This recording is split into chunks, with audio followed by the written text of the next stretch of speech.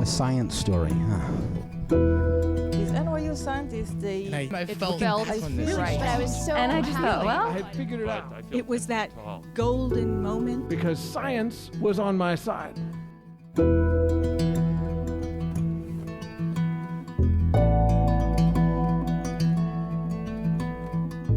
Hey everyone, welcome to The Story Clatter, where true personal stories about science help us to discover how weird and wonderful it is to exist in this world and be a human. I'm your host, Misha Gajewski, and today's episode is all about struggles with finding something to eat. Our first storyteller, Danielle Meinert, is a writer and recovery advocate for Avoidant Restrictive Food Intake Disorder, also known as ARFID, which, if you're anything like me, you had never heard of ARFID before. But Danielle's story gives you such a powerful look at what living with the disorder is like.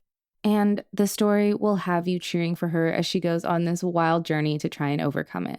I was completely blown away by the story, and I just know you're going to love Danielle and the story as much as I did. Here's Danielle.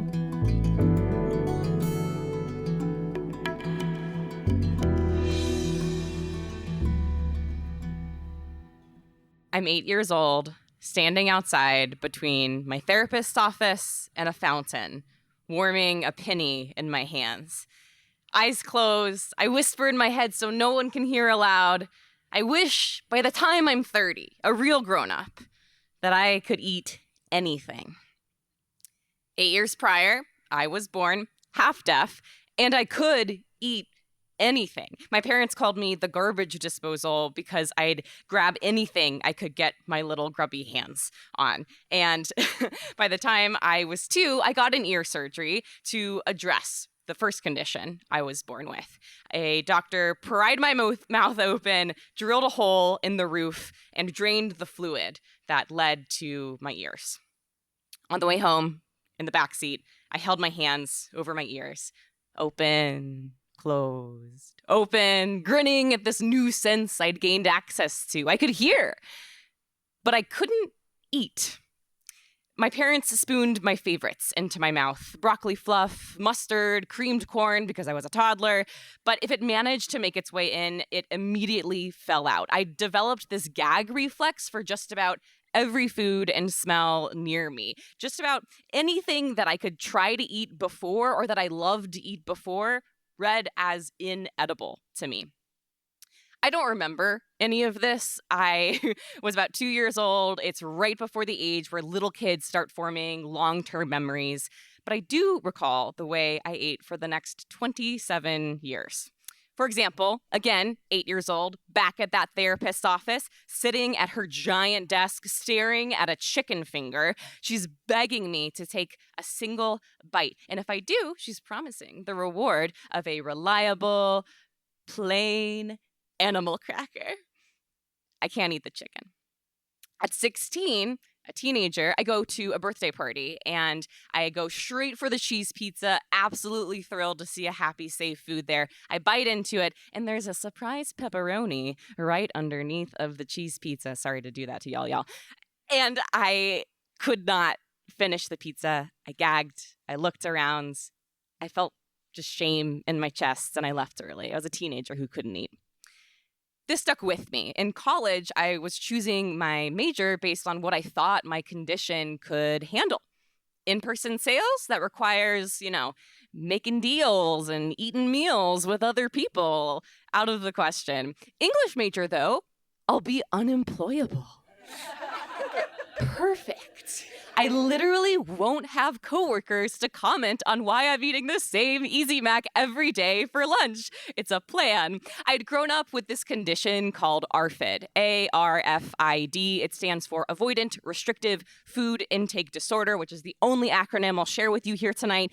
And it can manifest in many ways, but for me, it meant that almost all food was disgusting. I could smell a fresh, ripe orange on the other side of the room and think that we'd left out last month's trash to rot.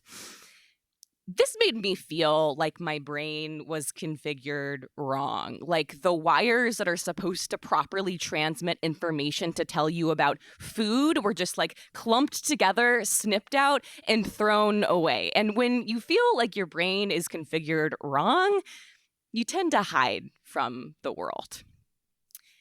I knew I couldn't live like this. I didn't want to live like this. So as an adult, I took myself back to therapy, just regular talk therapy. This time I thought maybe I could talk my way out of my condition or convince myself not to have an eating disorder. But turns out my expectations were a little bit misaligned. Did have some great therapists who really helped me emotionally cope with what was going on, but needed a different tactic. So I tried exposure therapy, similar to when I was 8 years old, but I'm a grown-up now. I've got a grown-up brain. Maybe I can do this differently. Maybe I can eat a walnut. I can, if I convince myself for about 3 weeks to work up to it.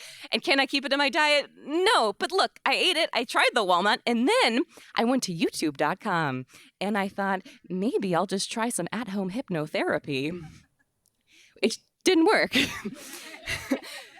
But anything is worth a shot. That was earnestly my perspective a year and a half ago, settled at home after eating buttered toast for dinner, laying in bed, eyes heavy from a long day at work, just like cycling through Netflix, letting it tell me what I'm going to watch tonight. And then I heard this narrator on this show say, psychedelic-assisted therapy can help eating disorder patients recover in as little as a single session. What? I sit up in bed and I Google psychedelic assisted therapy, ARFID, psychedelic shrooms, mushrooms for people who are scared of them. I literally cannot move fast enough. I am stoked on the idea. There's nothing online or in this documentary about my particular condition, but it did not matter to me. Taking psilocybin containing mushrooms on purpose to say goodbye to my eating disorder, this could be the solution. This is a really important time to describe to you all that I was a narc growing up. In high school, I overheard my neighbor telling his friend that after school he was gonna buy weed.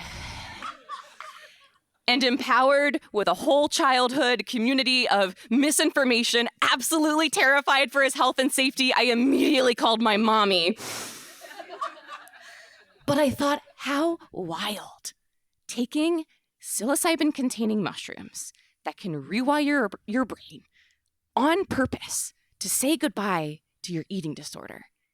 Anything is worth a shot. So I signed myself up for an at-home, undirected, unofficial clinical trial of sorts led by my sweet husband, almost a doctor, in creative writing. And I knew I needed to feel prepared. So I read everything I could about every clinical trial that had been done in the US, in the world, on using psychedelics to help people heal from tons of conditions, PTSD, depression, other eating disorders. It's going in my notebook. I'm making a guide. What am I going to do the night before, the day of? Hopefully eat some food. What about after that? In the weeks after that, I also made a guide for my sweet almost doctor in creative writing husband, which was a little bit shorter. It said, please make me food the day that we go on this trip. And also, please make sure I don't fall off a ledge. Thank you so much. And then the night before we go grocery shopping, we grab the big cart, budget in hand. We walk inside the grocery store. I'm real tempted to make a beeline straight for the frozen pizza section like I do every time when I go to the grocery store alone. But this time we go to the produce section and we walk past some nectarines that smell like trash. But I pick one up. It's in the cart. And suddenly we're picking up a dozen fresh, new-to-me foods that I've never considered eating before, but have always wanted to. Bell peppers, green onions, tofu, why not? Avocados, they're all in the cart. They're going home with us. The next morning, I wake up and I feel like it's my birthday. I don't know if this will work, but I believe that it will. I'm nervous. I'm scared. I'm looking through my notes again. Again, psilocybin creates new neural pathways in the brain. This is what you want to do. You want a new brain. You can do it. Time to get out the coffee grinder, use it on my 3.5 grams of psilocybin mushrooms. I'm now a drug experimenter. I'm ready to do this. I grind up the 3.5 grams in the coffee grinder. I dump it in a cup. I fill it with water. I spoon it around. I smell it. You might be asking, how is she going to drink mushroom tea? I was also asking that. And so I pace and I delay and I turn on Carly Rae Jepsen to try to feel a little more pumped up and confident. And I find myself my favorite Swiss Miss hot chocolate mix and I dump it in the mushroom water. And does it mask the taste? No, but I drink it. I chug it. It's the biggest food exposure therapy of my life. I have to do it. It's in my stomach. The mushrooms are in my stomach. And so I wait.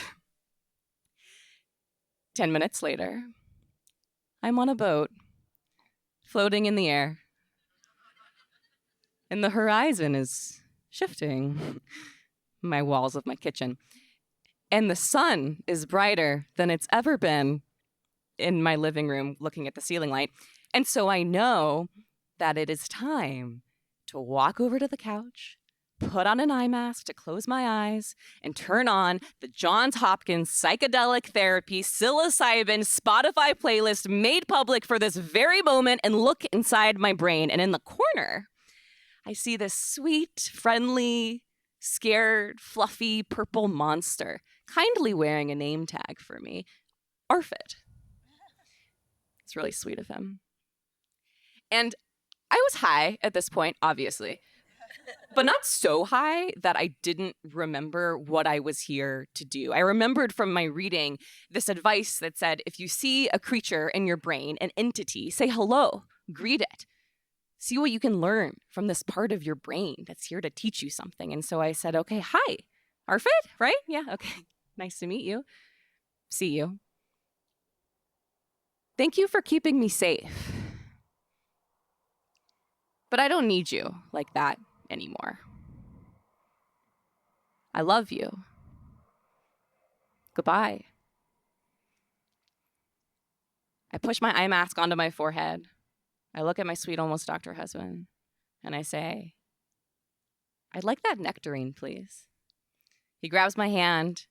He walks me to the kitchen, sits me on the bench. I'm high. He grabs a nectarine, runs it under the water of the sink, puts it on the counter, gently slices into it with a knife, picks up the piece, walks it back over to me on the bench, puts it in my hands. I'm holding a nectarine, and I'm toying with it like a baby learning solids for the first time. It's wet and soft and juicy, and it smells like a sweet flower, and it tastes like sunshine on a cold day after a wind just passed by. Food can do this? I am stoked. I eat everything I can. A juicy purple plum. Food, definitely food, and delicious. A kale salad with lemon juice and goat cheese. Food, neutral, maybe great. I'm not so sure yet, but it's food. A raw slice of avocado? I finally understand why my peers can't afford houses. I am eating food.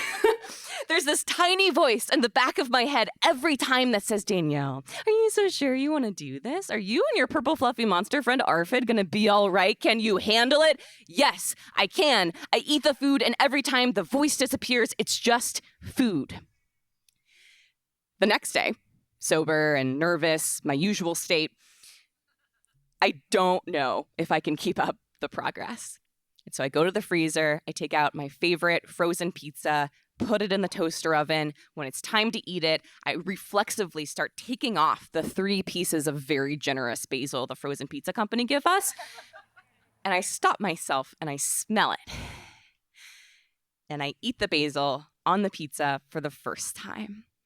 And it tastes like herby oil harvested for royalty, but it's for me. The next day, I think maybe I can make it 10% more challenging than what I did yesterday. And I'm licking the bowl clean from my first Caesar salad. By the end of the week, I'm eating raw sushi and pig's feet and trying 10 flavors of hot sauce on literally anything I can try. I love food. I am alive. The past year and a half, I have been learning how to eat food as an adult. The years in your childhood that you get to experience learning how food interacts with your taste buds and your brain and your body, I get that as an adult now with adult consciousness and adult therapy skills. And that is a real joy. And I'd like to talk to you about oranges. They're like Gushers, except good. And have you ever heard of sandwiches? You can put literally anything on a sandwich. Don't let anyone tell you otherwise. I'm alive. I'm eating for the first time. And I understand what it's like to take in this sense without fear or being terrified. And every moment I have the ability to try to unite people through food, because it turns out most of us don't have an easy time with eating. I was born without one sense, my hearing. But when I gained that, I lost another. But now I'm 30, and I eat everything. Thanks.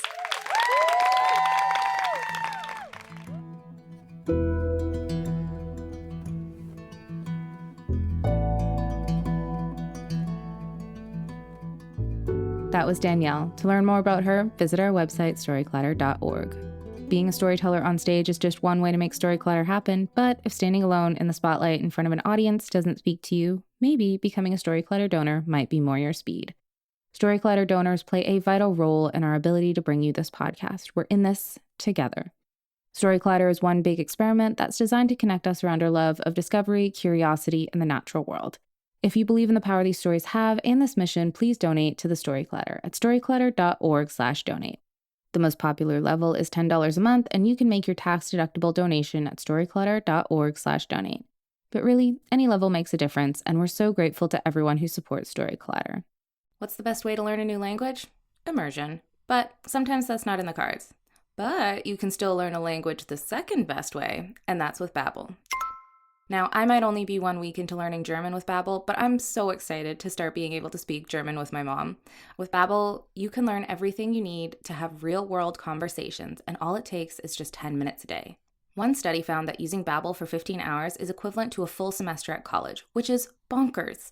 But Babbel is conversation-based learning with science-backed cognitive tools like spaced repetition and interactive lessons created by real language teachers and voiced by real native speakers.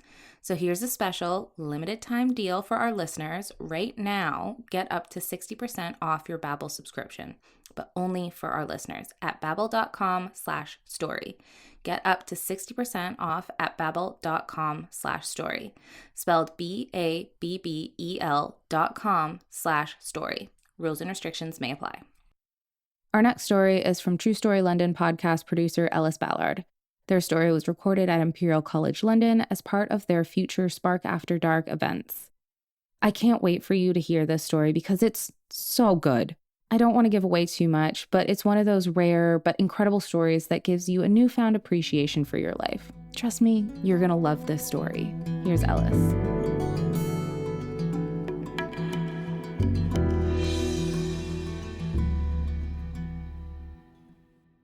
My name's Ellis. As you heard from my bio, I have nothing to do with science. But I'm going to talk to you today about my medical condition. So in August of 2018, I boarded my first ever international flight to Gothenburg in Sweden. You see, growing up, my parents never took us on holiday abroad.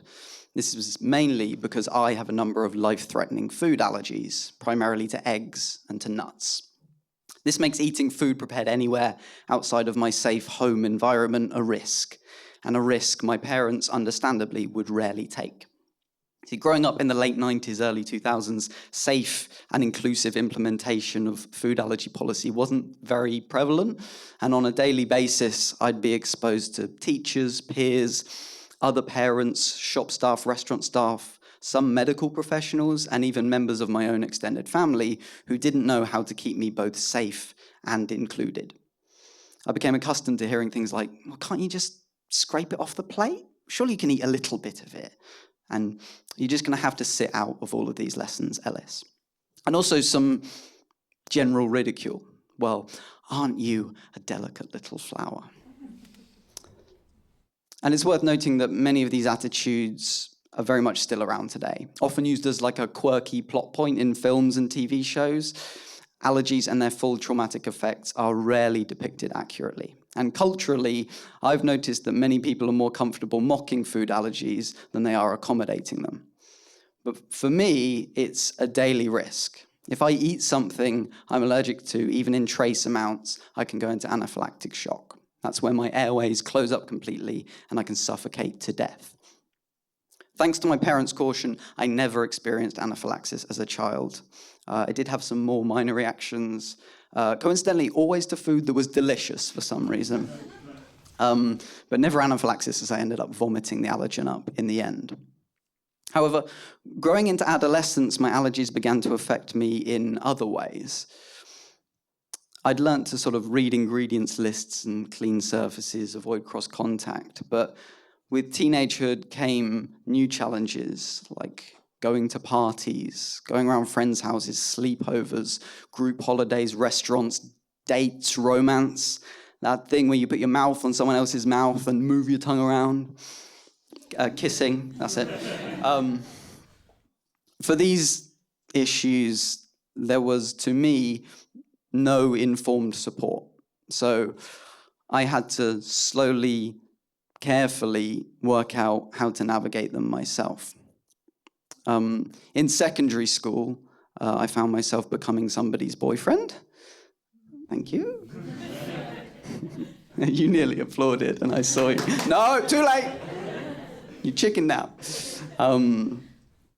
But yeah, this was a sort of teenagehood. It was an anxious time anyway, regardless of medical considerations. But having heard terrifying reports of people dying after being kissed by someone who'd eaten an allergen, this felt like a very, very dangerous game to play.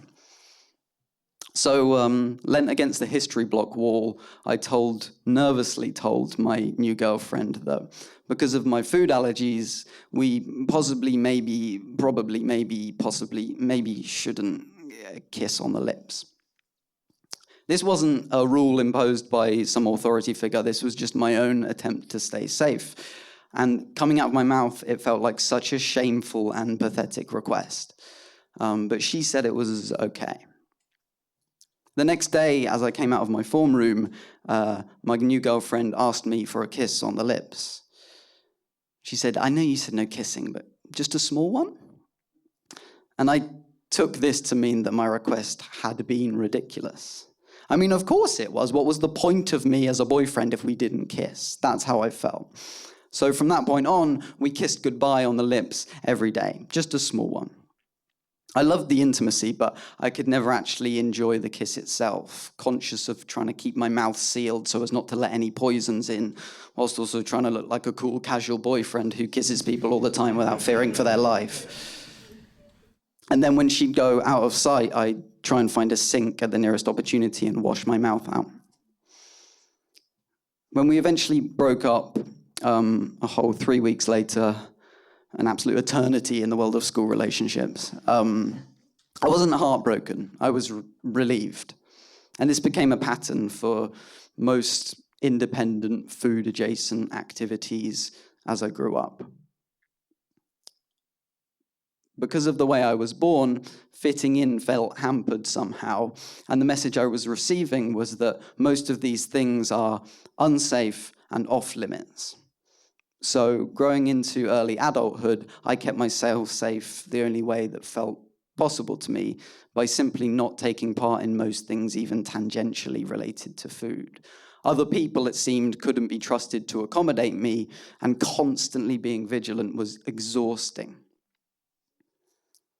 This lasted until about the mid-2010s, when I'd found a new sense of adult self-esteem, a new group of caring friends who looked out for me, and new up-to-date internet resources, to the point where I felt like there were some things that I just didn't want to miss out on anymore. And one of those was travel. So after doing the work of attaining a passport, and then doing a trial self-catering weekend in Paris, I felt just about confident enough to fly on an aeroplane, stay in a hotel, and eat at a restaurant like what normal people did. So with my brother and a friend, I flew to Sweden for a holiday and to see my favorite band, King Gizzard and the Lizard Wizard, play a show. Nod from that guy? Gizzard fan? Yeah. Favorite album? You're a fan, but not that big a fan to have heard an album. Sorry, I put you on you saw mine? Yeah. We'll talk after. It's cool. Sorry for putting you on the spot. Yeah, so this flight to Sweden, it was on the face of it a holiday, but more so it was a test to myself. Could I actually do this? Was this even possible? And that first day in Gothenburg, the weather was absolutely beautiful. I absolutely loved it. And as I sat down at the hotel restaurant in this like outdoory bit where the sun was glaring down, it was so beautiful. I triple checked my dinner order with them, and then I looked around and I noticed that I felt quite a lot less like an alien here. Possibly for the first time in a long while. These buildings, the hotel, the restaurant, the pretty cafe on the corner, that in the past would have seemed like sort of 2D film set facades that I wasn't allowed in, I noticed these were inhabitable. I could be here, I had a right to be here. I sipped on a cocktail and I noted that if I was careful, as long as I was vigilant, these places weren't completely out of bounds. I could do this. The cocktail was delicious, by the way. It was delicious. Oh no, the cocktail was delicious. My stomach began to turn, and I felt a thickness inside my throat. I ran to the toilets, and the door was code locked, so then I ran straight back to a member of staff who gave me the code, and then I ran straight back to the toilets again, where I immediately began vomiting up more vomit than I've ever vomited in my life. And when I came back up for air, I noticed that I couldn't breathe in through my nose. It was like a cold turned up to 11. Air simply would not go in. Taking gasps of breath between the vomiting through my mouth, I decided it was best not to stay in a vomit-filled toilet cubicle, and I moved straight back into the hotel restaurant, where the staff told me they may have put egg white in my drink. After some more vomiting, an ambulance ride, some paramedic aid, some more vomiting, some gasping for air, and an exhausted Uber ride back, I eventually 7-hour stay in hospital, did I mention that? 7-hour stay in hospital, more vomiting, gasping for air. I returned to the hotel mostly recovered. And the most surprising thing to me about that whole ordeal was that I found it kind of fun. Like whizzing around in a Swedish ambulance through a hospital and talking to Swedish paramedics about a secret egg in my fancy cocktail. Yes, it was a life or death situation, but holy moly did I feel alive. Like, living with food allergies is hard work. There's emotional, social, organizational, and physical labor involved that most people simply don't see or understand. But I really try not to let it stop me doing the things that I really want to do anymore.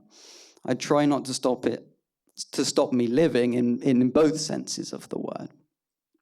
And I certainly didn't let it stop me 2 days later from having the time of my life in a mosh pit with 500 other King Gizzard and the Lizard Wizard fans. That's where you were. I thought I recognized your face. That should be the ending of the story. Structurally, it lands very well. But it's not. I'm very much still in the middle of this. I don't want to give the impression that it's all positive mindset. Believe in yourself. You can do it. Everything's okay. It's not. It's really hard every single day for all the reasons I've said here today and 100 more.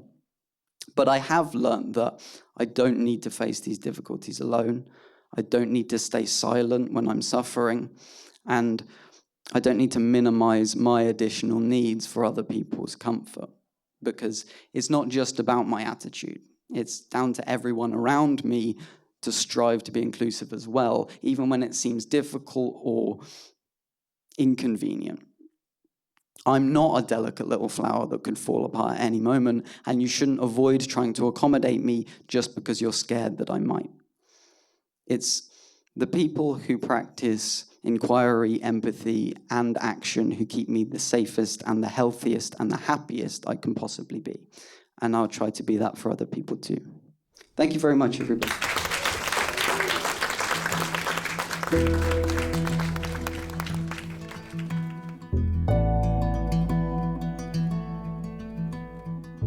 That was Ellis. If you'd like to learn more about them, visit our website, storyclatter.org. Our website is just one way to connect with Storyclatter, but there are so many other ways, and we hope you'll use them all. You can always follow us on social media. We're on Twitter, Facebook, Instagram, and TikTok. Head to storyclatter.org to become a financial supporter.